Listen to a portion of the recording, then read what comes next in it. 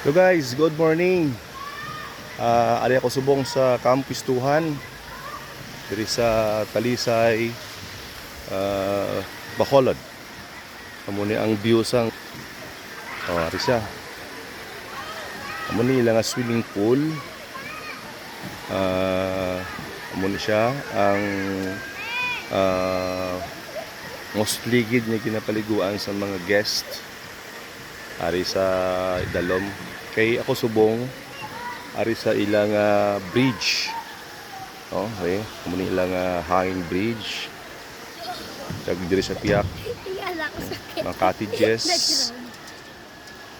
sa mga guest. Then ara ang ilang mga pine trees, hindi na pine trees, ni siya man. Tapos sa likod ara ang estatwa sang dinosaur. Mga kunang taon to daw, real siya. Sa babaw nga portion dito ang ilang mga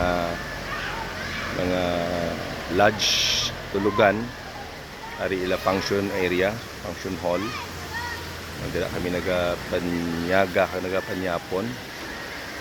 Okay, mga kaboryong, madiretso kita sa punta. Lakton na ni ang ilang hanging bridge. Medyo malunhaw gawa. Tapos ara sa idalom kita ta ang ilang mga swimming pool, ang iyang swimming pool. Subong aga daw wala pa gid jawa guest kay early pa.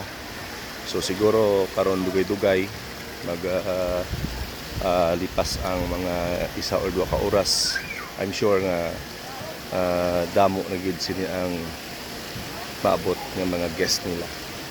So ara, so dito sa Dalom ang amon nga service gawlat kay tatlo kami diri kaadlaw sa Bacolod, and this is our last day. So medyo pahabol anay law-laaw diri sa ilang mga amenities para mga kaboryong katahom sang area, and daw masiling tanga ini nga lugar. Tama gid ka exciting para sa mga bata. So malapit na kita sa next na tower. Ang sini height almost siguro mga 30 meters from the ground. Ari na. Ara. So ang area akong yan dito sa Piak. Nagkatabok man ang iba nga mga guest.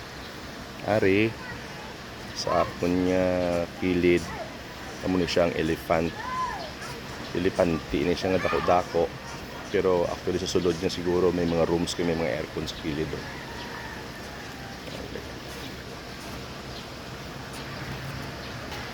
Okay. So muna na mga kaburyong, ari na lapos na ko din sa ilang tower. Are. So manaog na lang ako. Okay. So dili lang ani hasta guys, kaburyong. See you sa sunod nga venue nga mo nakatuan. Babuy.